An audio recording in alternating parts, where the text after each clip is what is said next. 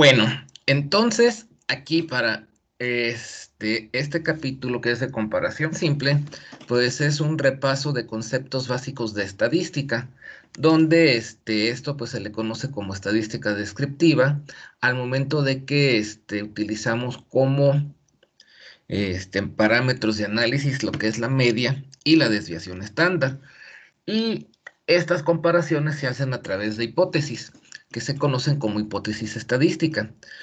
Vamos a ver aquí en esta imagen, pues tenemos pues las dos hipótesis, ¿verdad? Habíamos planteado también o recordado anteriormente que existe una hipótesis nula, una hipótesis alternativa. Existe, pues no sé cómo decirlo exactamente, pero pues diversas formas de plantear las hipótesis, entonces, sobre todo lo que es la hipótesis alternativa. Entonces aquí lo que es importante es homogeneizarlo para que pues lo hagamos de manera uniforme aquí en lo que corresponde al curso, ¿sí? De manera general, la hipótesis nula, por ejemplo, aquí tenemos el caso de que estamos comparando dos muestras o muestras de dos poblaciones diferentes, ¿sí? Entonces, en la hipótesis nula, siempre vamos a plantear una igualdad. Por ejemplo, aquí decimos que la media de la población 1 es igual a la media de la población 2. Y lo que vamos a hacer como análisis, ¿sí? Dependiendo las características del problema que estemos resolviendo, de la investigación que estemos llevando a cabo, nos lo va a plantear la hipótesis alternativa. Existen tres tipos de hipótesis alternativa. Una de ellas, por ejemplo, la que vemos aquí en esta imagen, nos dice que la hipótesis alternativa que la media de la población 1 es diferente a la media de la población 2. Otra manera de plantear la hipótesis podría ser que la media de la población 1 sea mayor a la media de la población 2. Y una tercera alternativa es que la media de la población 1 sea menor a la media de la población 2. ¿Sí? Son las tres alternativas que existen de la hipótesis alternativa. ¿De qué va a depender eso? Pues de esto va a depender de que podamos nosotros entender adecuadamente nuestro problema a resolver, entender el enunciado, haberlo leído adecuadamente y entonces a partir de eso, pues hacer el planteamiento de la hipótesis alternativa. Un planteamiento erróneo de la hipótesis alternativa nos va a llevar a resolver de manera incorrecta el problema y tener como conclusiones que no sean adecuadas, ¿sí?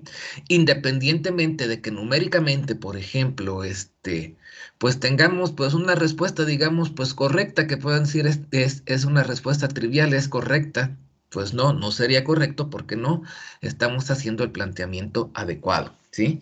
No es lo mismo decir la media de la población 1 es diferente a la media de la población 2, a decir que la media de la población 1 es mayor a la media de la población 2. O sea, implica cosas distintas. ¿De acuerdo? Muy bien. Entonces, una vez que se tienen planteadas las hipótesis, vamos a ver que estadísticamente, pues vamos a tener prueba, a veces que se le pueden denominar una prueba de dos colas y una prueba de una sola cola, ¿sí? Tenemos una prueba de dos colas cuando la hipótesis alternativa que planteamos es como la que está aquí ejemplificada, que es una diferencia entre las cuestiones que estamos comparando. En este caso, la media de la población 1 con respecto a la media de la población 2. ¿Por qué? Porque, bueno, sin entrar tanto a detalle, ¿verdad? Llegamos después de hacer un análisis de que esto, al momento de comparar medias, pues vamos a utilizar la distribución normal o bien la distribución T-Student que se asemeja a la distribución normal. Entonces, vamos a encontrar zonas de rechazo, ¿sí? En este caso, cuando la hipótesis alternativa es que la media de la población 1 es diferente a la media de la población 2, la zona de rechazo está tanto del lado izquierdo de la distribución normal como del lado derecho. O sea, tiene dos colas o dos zonas de rechazo. Por eso es que se le llama como una prueba de dos colas, ¿sí? Es por eso que pues bueno, así nos va a quedar, ¿verdad? Y entonces ahí, pues bueno, tenemos que hacer ciertas adecuaciones con los cálculos, recordando que también establecemos un nivel de significancia, pues en este caso el nivel de significancia lo vamos a tener que dividir entre dos, o sea, ¿para qué? Pues para asignarle una zona de rechazo del lado izquierdo y otra del lado derecho. Podemos tener pruebas de una sola cola, que bien se le conocen como hipótesis alternativa de una cola. Un ejemplo de ello es que la hipótesis alternativa sea que la media de la población 1 sea mayor a la media de la población 2. La zona de rechazo que vamos a tener para la hipótesis nula, en este caso se ubica únicamente del lado derecho de la distribución normal, como podemos ver en esta ilustración. Por eso es que le denominamos que es una hipótesis alternativa de una sola cola.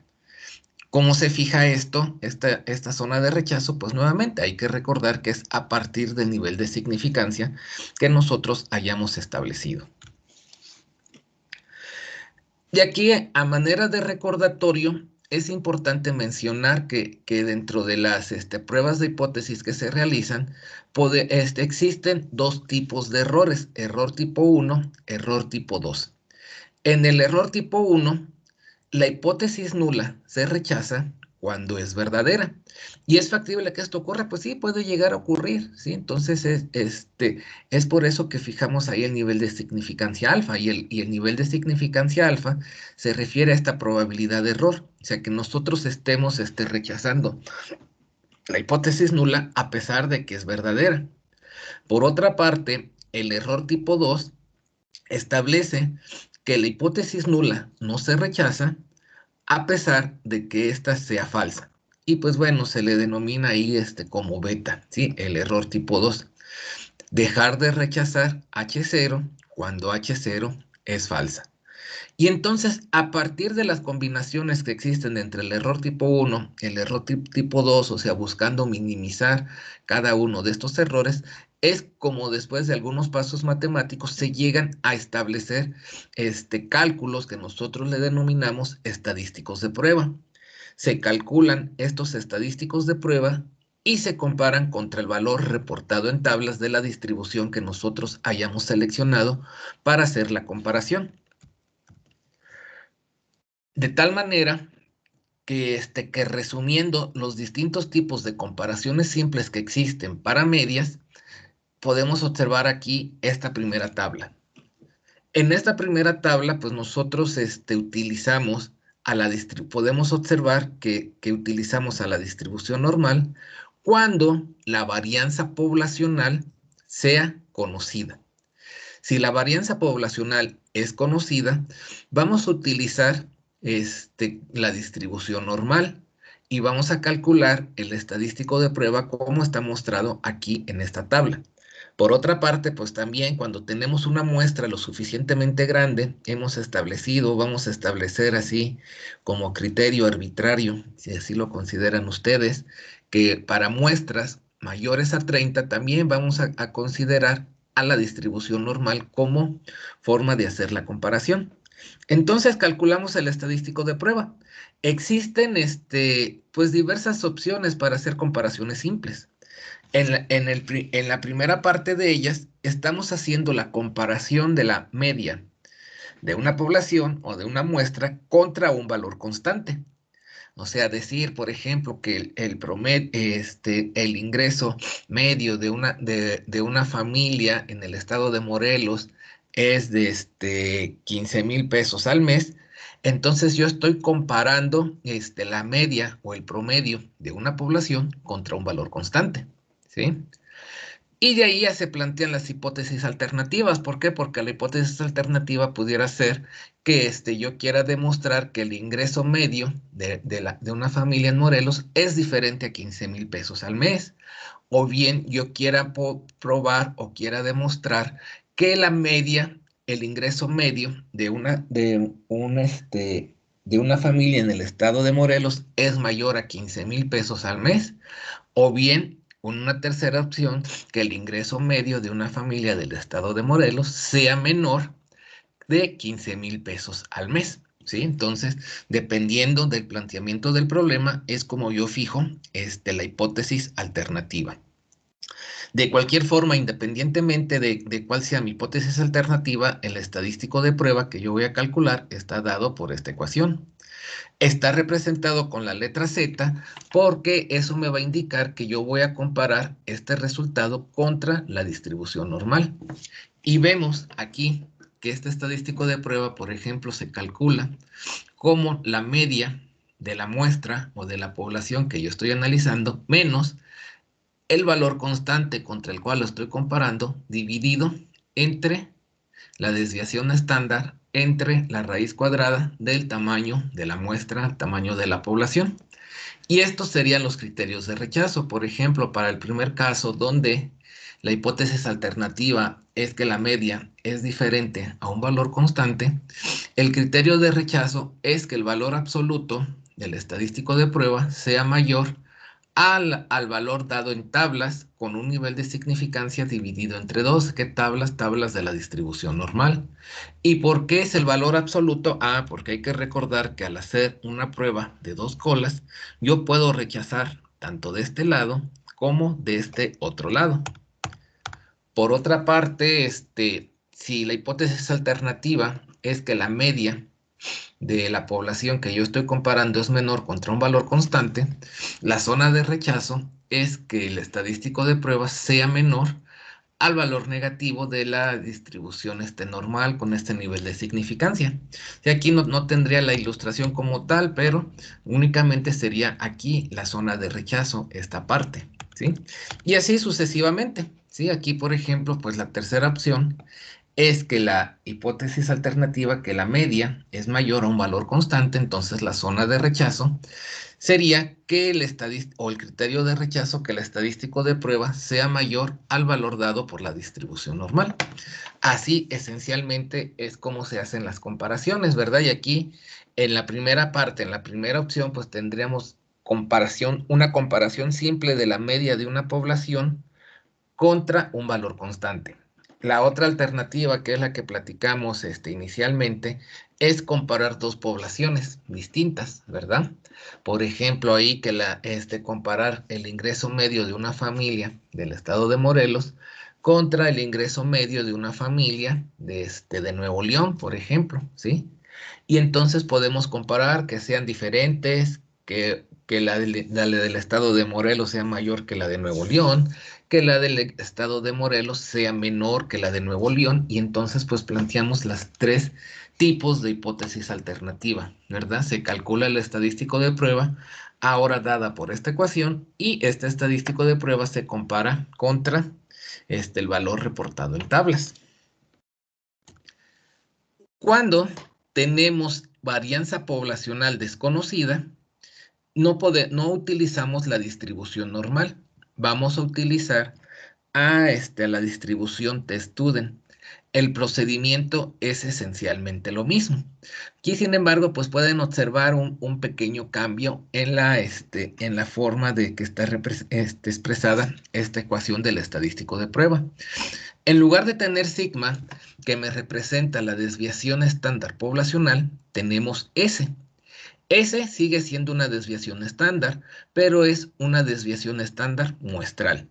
Y tendrán ustedes que recordar que hay un pequeño cambio en la manera en que se calcula la desviación estándar poblacional con respecto a la desviación estándar muestral.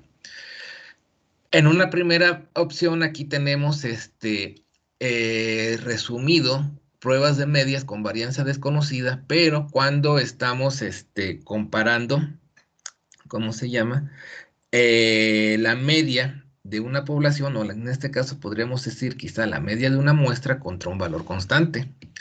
Cuando se comparan dos muestras distintas, muestra 1 contra muestra 2, muestra de la población 1 contra muestra de la población 2, entonces sucede lo siguiente, es varianza desconocida y tenemos dos alternativas, que las varianzas poblacionales sean iguales o que las varianzas poblacionales sean distintas.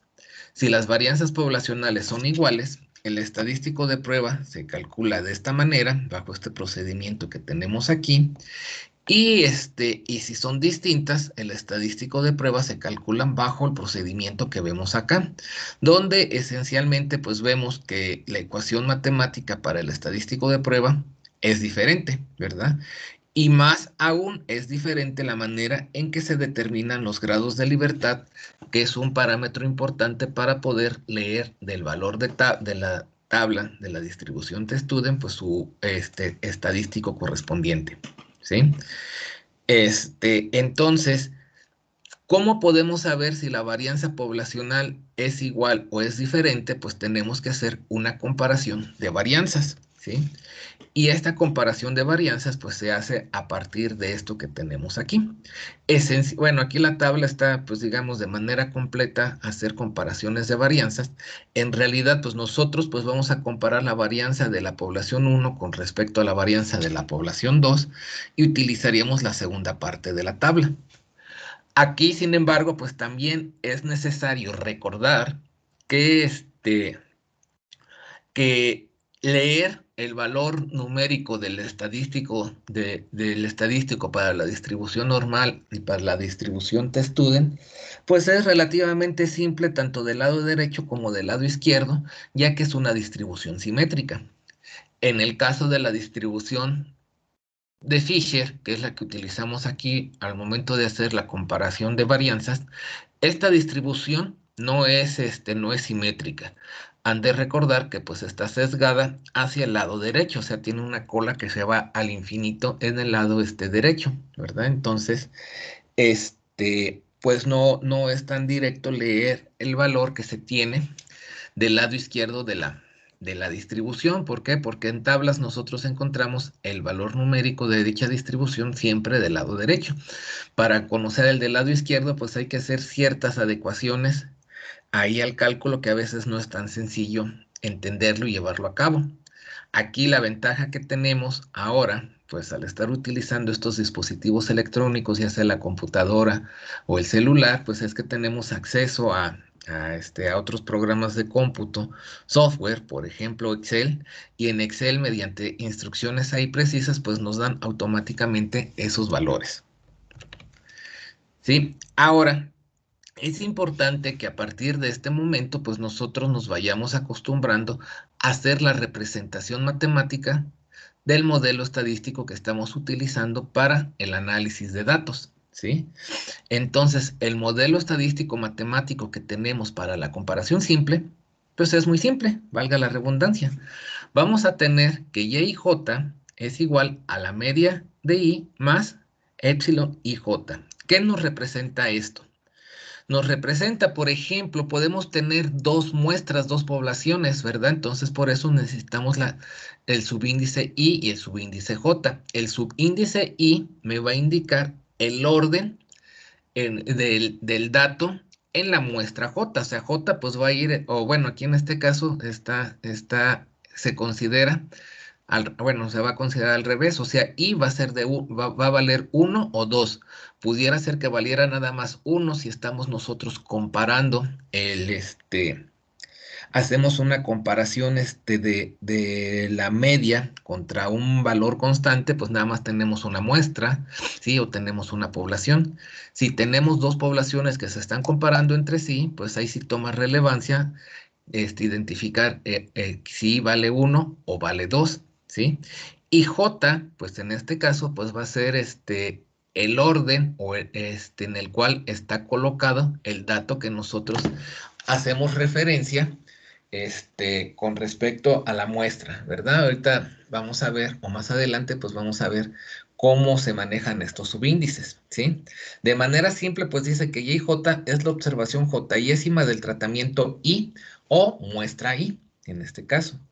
Mu I es la media de la respuesta para el tratamiento iésimo, o bien la media de la respuesta de la muestra I de la población I. Y epsilon y j es una variable, básicamente le vamos a llamar que es un error aleatorio. Las diferencias que puedan existir entre los valores de una muestra, pues le vamos a asignar o le vamos a echar la culpa al error aleatorio. Cosas que nosotros no conocemos y que no le podemos asignar un cierto atributo, o sea, todo eso pues va a ser un error. Para que el análisis que estamos haciendo tenga validez, es necesario hacer un cierto análisis adicional a lo que es el error aleatorio. ¿Por qué? Porque estamos asumiendo que el error aleatorio epsilon y j tiene una distribución normal e independiente. Es básicamente lo que me representa esta NID, o sea, del inglés Normal Independent Distribution. Tiene una distribución normal e independiente. Y entonces es necesario pues realizar ahí hacer la verificación del supuesto de normalidad, es como se le conoce a este análisis, ¿sí? Ahorita veremos cómo se hace eso. Los datos los podemos representar de diversas formas y gráficamente pues poder tener conclusiones preliminares. Por ejemplo, podemos, si tenemos datos en el número de muestras, pues podemos realizar un gráfico de puntos, ¿verdad? Que básicamente pues nos queda de esta manera, simple y sencillamente en una escala vamos colocando los valores numéricos de cada una de los valores de las muestras que existen ahí, ¿verdad? Podemos hacer un histograma. El histograma pues es un tanto más sofisticado y hacerlo, ¿verdad? Pero pues ustedes a estas alturas del partido pues ya están capacitados para hacer un histograma. Asimismo, pues lo pueden hacer en Excel. Ahí nada más pues revisan cómo hacer el Excel. En Excel, un histograma. Lo importante aquí es definir el tamaño del intervalo, ¿verdad? Una vez que definen el tamaño del intervalo, pues lo que sigue es contar cuántos datos que tenemos nosotros en la muestra caen en dicho intervalo y es lo que después se va a graficar, es el tamaño de las barras que tenemos aquí. Y esto nos puede dar un indicativo, por ejemplo, si tenemos una distribución normal o no tenemos una distribución normal, ¿verdad? Y una gráfica que es importante, que en ocasiones nos cuesta trabajo realizarla porque pues hay que hacer consideración de diversos factores, es la gráfica de caja, ¿sí? Esta que vemos aquí. Sin embargo, en la nueva versión que se tiene de Excel, al menos en la versión 365, y ahora sí Excel permite hacer una gráfica de caja. En las versiones anteriores no lo hacía así de manera directa, entonces ustedes tendrán que verificar cómo se hace esto, ¿sí?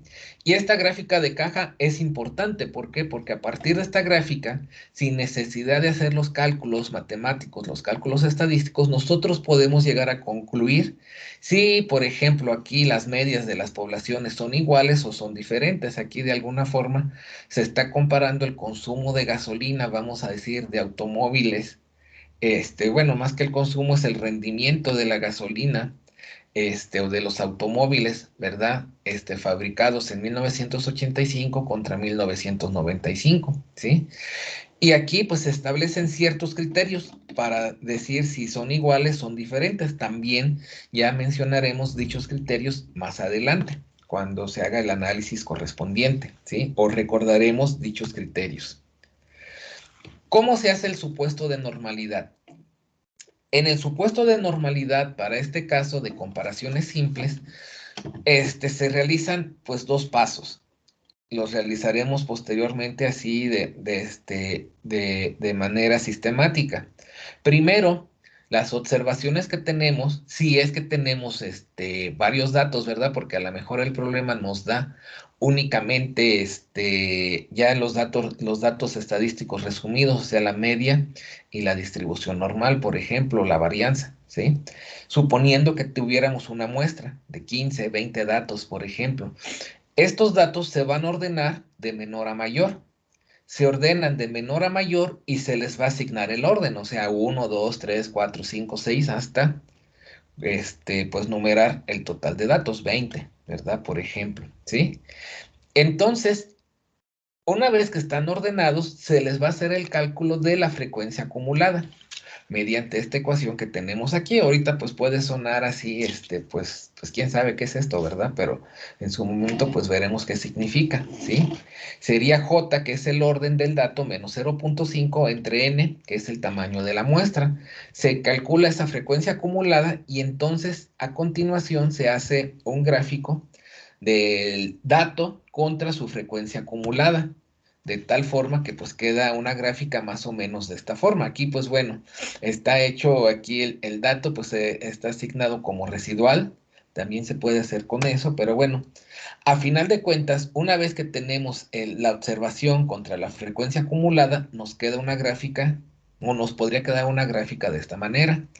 De aquí vamos a seleccionar la zona que está y la frecuencia acumulada también es importante hacer mención que va a ir desde 0 hasta 1, o sea, no podemos tener frecuencia acumulada negativa ni podemos tener una frecuencia acumulada mayor a 1.